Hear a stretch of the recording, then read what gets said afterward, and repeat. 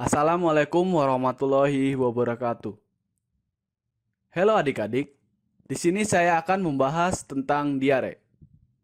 Apa sih yang dimaksud dengan diare itu? Menurut Departemen Kesehatan tahun 2015, diare adalah suatu kejadian di mana seseorang mengalami buang air besar dengan konsistensi lembek atau bahkan berupa cair dan frekuensinya lebih dari 3 kali dalam satu hari. Frekuensi buang air besar pada diare menyebabkan pengeluaran cairan tubuh yang banyak. Banyaknya cairan tubuh yang keluar menyebabkan tubuh kekurangan cairan, sehingga menimbulkan dehidrasi atau kematian. Kenapa bisa terjadinya diare? Menurut Donna L. Wong 2009, penyebab terjadinya diare yaitu kebanyakan mikroorganisme patogen yang disebarluaskan lewat jalur oral melalui makanan atau air yang terkontaminasi, atau ditularkan antar manusia dengan kontak yang erat. Rotavirus merupakan agen paling penting yang menyebabkan disertai dehidrasi pada anak-anak kecil di seluruh dunia, tanpa manifestasi gejala hingga kematian akibat dehidrasi. Bakteri Salmonella, Shigella, dan Campylobacter merupakan bakteri patogen yang paling sering diisolasi, sedangkan mikroorganisme Giardia lamblia dan Cryptosporidium merupakan parasit yang sering menimbulkan diare infeksius akut.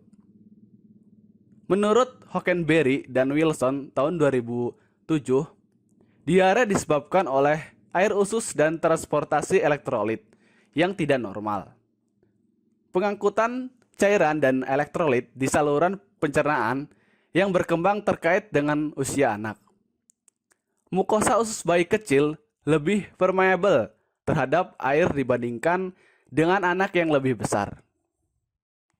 Oleh karena itu, pada bayi muda dengan peningkatan osmolalitas luminal usus yang disebabkan oleh diare, lebih banyak cairan dan elektrolit yang hilang dibandingkan pada anak yang lebih besar.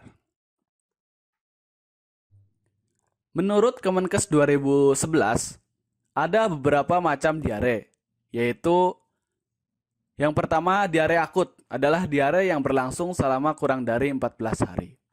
Yang kedua, diare kronik adalah diare yang berlangsung selama lebih dari 14 hari. Apa saja cara penularan penyakit diare? Yang pertama, jari tangan terdapat banyak kuman ketika tidak menjaga kebersihan. Kuman akan masuk melalui mulut sehingga menyebabkan diare. Yang kedua, air yang dimasak tidak matang akan mengandung kuman yang kita minum, maka akan menyebabkan diare. Yang ketiga, lalat yang hinggap di makanan akan terdapat kuman ketika makanan dimakan oleh kita. Kuman akan masuk ke saluran pencernaan. Yang terakhir, lingkungan yang kotor dapat menyebabkan penyakit diare. Menurut Putra tahun 2012, apa sajakah untuk tanda dan gejala diare? Yang pertama, buang air besar, cair, dan berdarah. Yang kedua, kekurangan cairan. Yang ketiga, badan akan terasa lemas. Yang keempat, mulas sampai kram. Yang kelima, mual dan muntah.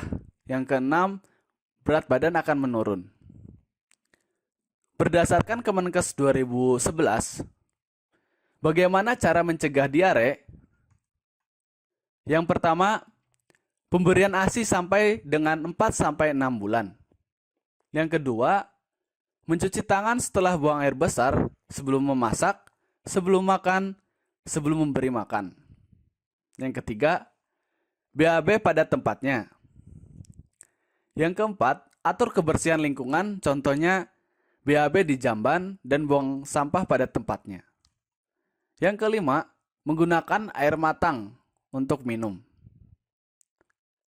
Menurut Maryunani tahun 2013, bagaimana cara mengobati diare? Yang pertama, berikan oralit sesegera mungkin untuk mengatasi kekurangan cairan. Oralit adalah campuran 1 sendok garam, 8 sendok gula, dan 1 gelas air. Yang kedua, banyak minum air putih. Yang ketiga, konsumsi makanan yang bergizi. Yang terakhir, segera pergi ke dokter ketika diare tidak berujung sembuh. Itu saja materi yang dapat saya sampaikan kepada adik-adik semua. Semoga bermanfaat. Wassalamualaikum warahmatullahi wabarakatuh.